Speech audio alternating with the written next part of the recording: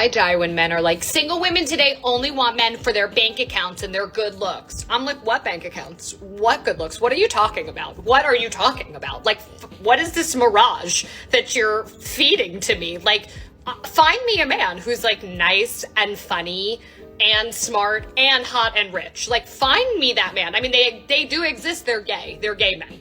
What you're explaining to me is a gay man. Maybe he is a straight man and exists somewhere and he's probably married to some beautiful girl, and I love that for both of them, but that's not you. Usually the person that's saying that is neither hot nor rich. It just kills me. I love it. Single women only want hot rich men. I'm like, where are they?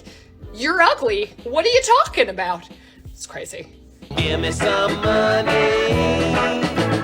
Give me some money. Well, that's some pretty bold talk for an ugly broke chick. The reason why we say this is because we've been lectured by modern women all the time about how we're not attractive or rich enough. I mean, woman, you're so blind to your own hypocrisy that you can't even see that you're doing it right now. Your go-to insults to us for speaking the truth is to call us ugly or broke, which is not so much insulting as it is unoriginal. I mean, woman, if you're gonna be this insecure, the least you could do is come up with something original when it comes to your petty insults. But you're so dim-witted and poor that it makes the village idiot look like Henry freaking Cavill by comparison. But unlike you, that village idiot has a better chance of getting with a good person. You, on the other hand, are so hopelessly single that every single dating expert on the face of the planet is washing their hands clean of you. Cause let's face it, woman, there's no sense helping such a hideously lost cause. Yak. Being aware of racial division. Get a job. And I am. The government will never be able to fix the declining birth rate because A, it's not a problem, it's evolution, and B, because women will never want to fix it. And there are so many herbs that you can use to induce your period. And also, you can never undo the mindset of men right now. Have you seen how the fathers treat the mothers of their children? Have you seen how fathers treat their children? Go to the zoo and watch fathers versus mothers. Go see the division of labor. Listen to moms and how crazy they are. You know who is more often the biggest proponents of being child free and happy? Moms. You know, you either have moms who are like pushing their unhappiness on you because they so desperately want somebody to be unhappy with them. You know, misery loves company. Or you have moms who are like, don't do it. Don't do it. Love your happiness. Love your free. The government could give you like $1 million and it still wouldn't be worth putting children into an unsafe, terrible world. And that's the truth. So yay, declining birth rate. I quit.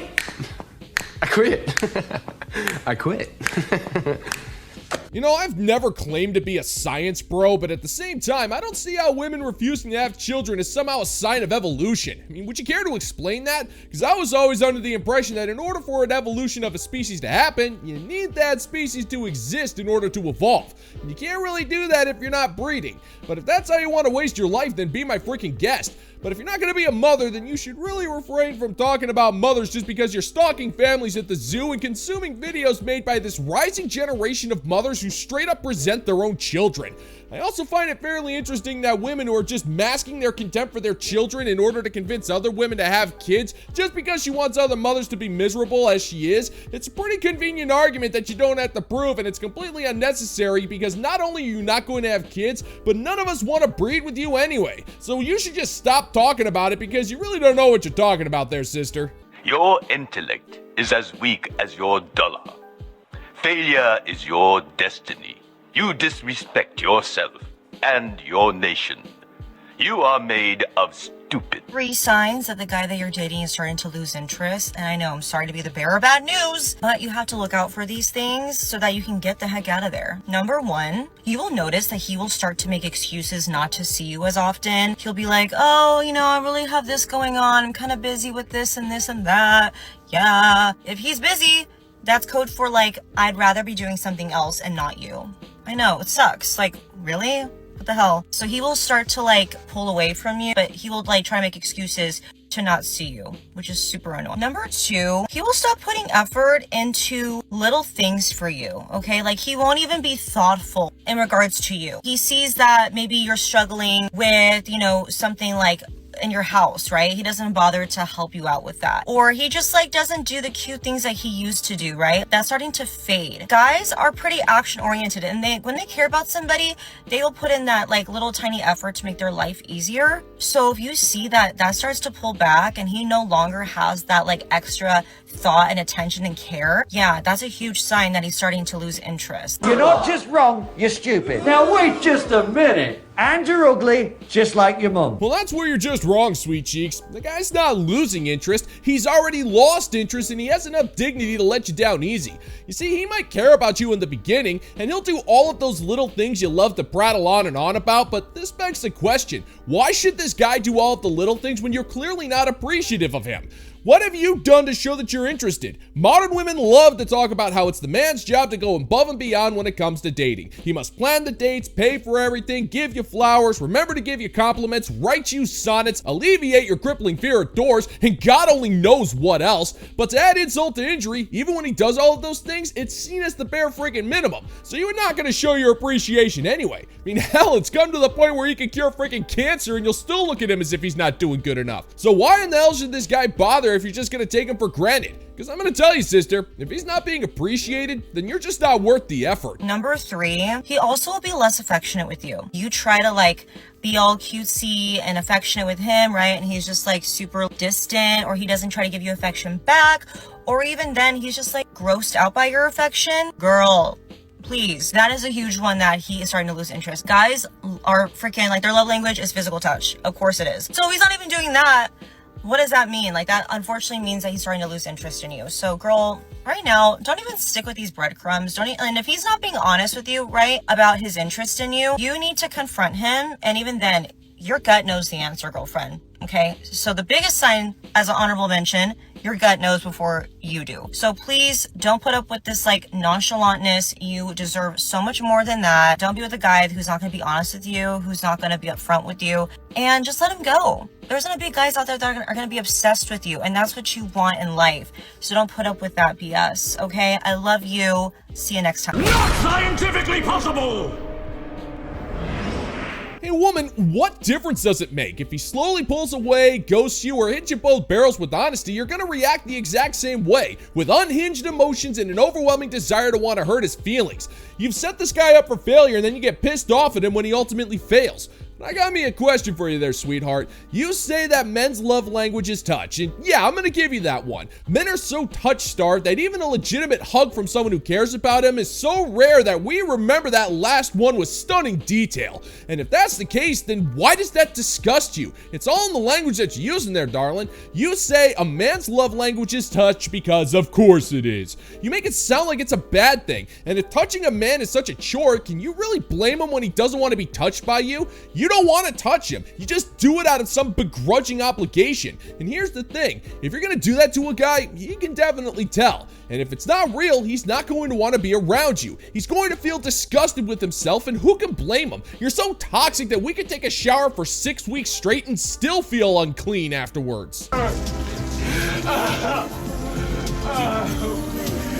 I've been recovering from a breakup for the last year and 3 months, and the internet knows all about it, but here are the main things that have actually helped me heal. Surrendering to the pain, letting myself cry it out, not being afraid of my own emotions, learning to trust my intuition, and relying on myself. So much of my relationship, I thought of myself as two people, me and Tyler, and learning how to just trust myself and make every decision on my own. Like, people talking, they say, huh? What are you talking about? It was hard, but it was also so rewarding and so beautiful and so healing. Going on dates with other people. Even if, like, first of all, don't let anybody tell you that, like, there's a certain amount of time that you have to wait, or, like, only date until you're ready. Like, you're allowed to go on dates. As long as you're upfront and honest about where you're at, you're allowed to interact with people in a romantic way and figure out what you like, what you don't like, how you show up, how you'd like to show up better. And that is so healing and healthy, to figure out who you are without your ex and, like, do the work of, like, a lot of relational healing takes relational work. And you get a reaction from people who say, huh? What are you talking about? You know, I hate to break it to you, sister, but if you're going to be going out on dates while also experiencing the pain of a breakup, then that's not healing. You're just picking at the scab because you want to be porked by other dudes while also keeping your ex as a backup plan when you're done having fun and ready to settle for less. I mean, we all know this to be true. And how do we know this, you might ask? Because you're the woman who hooked up with a hot videographer who convinced you that your hookups were called casual monogamy. And what did you do during that whole time? You used this guy for physical pleasure while also endlessly complaining about your ex. And this guy got so sick of you, he practically told you to go back to him if you missed him so much. And that made you fall in love with the guy even more. I mean, I got the receipts. You don't believe me? Well, here you go, sister. So I have been casually seeing someone.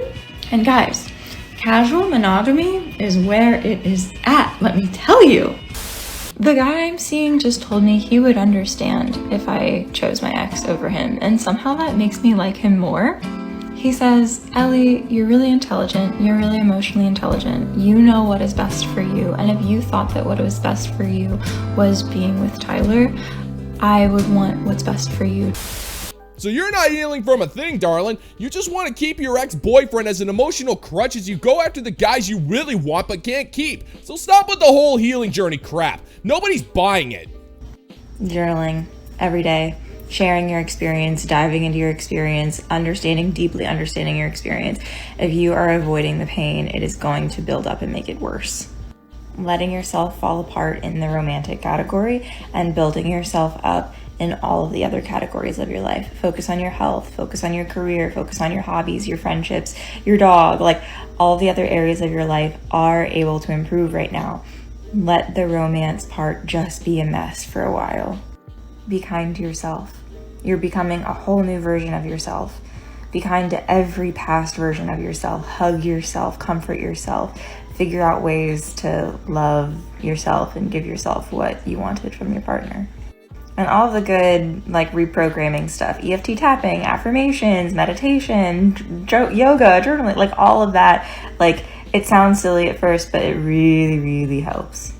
You're more resilient than you think. Trust yourself. I love you. We've tried nothing and we're all out of ideas. So in other words, do nothing and wallow in self-pity. I mean, woman, you haven't mentioned anything of any use because if you do any of those things, it's usually for a few weeks before you fall back into your old habits. I mean, we all know this. You are not happy, and you haven't done anything of note with your life for God knows how long. You act like you're on this epic journey of self-discovery, but all you've discovered are justifications to be as vapid and as hypocritical as possible. That's not getting over an ex. That's just you becoming more and more bitter because the man that you had wasn't the man that you wanted. Nobody's buying what you're selling because it's the same crap you hear from other pathetically single broads on TikTok. Focusing on yourself, meditation, going to yoga. I mean, these things aren't helpful. It's just the same spiritualistic garbage that broads like you want to spew out whenever you need content for your dumbass TikTok channel. I mean, sure, you might read half a self-help book, buy some crystals, and think your life is better, but answer me this, sister. How exactly has your life improved? You're clearly not at peace because you spent a year with a guy you broke up with and ended up hooking up with one dude that we know of. It's so obvious that you're full of it, woman, so stop trying to fool us. It's not going to work.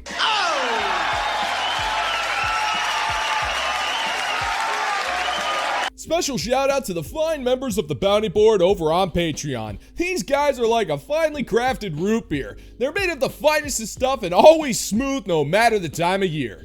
All hail! And if you're interested in supporting the channel, check out the Bounty Board over on Patreon, where I have almost 100 videos of exclusive content that you're not going to find on YouTube. Links in the pinned comment down below if you want to check it out. And that's going to do it for today's video, gentlemen and gents. And as always, if you find that my particular brand of comedy is bringing you to the brink of laughter, then why don't you scroll on down and click that like and subscribe button, ring the notification bell, leave a couple of comments, and be sure to share this video so we can give the good old-fashioned middle finger to the YouTube algorithm. Thank you once again for checking out the new video, gentlemen and gents, and until next time, peace out, homies.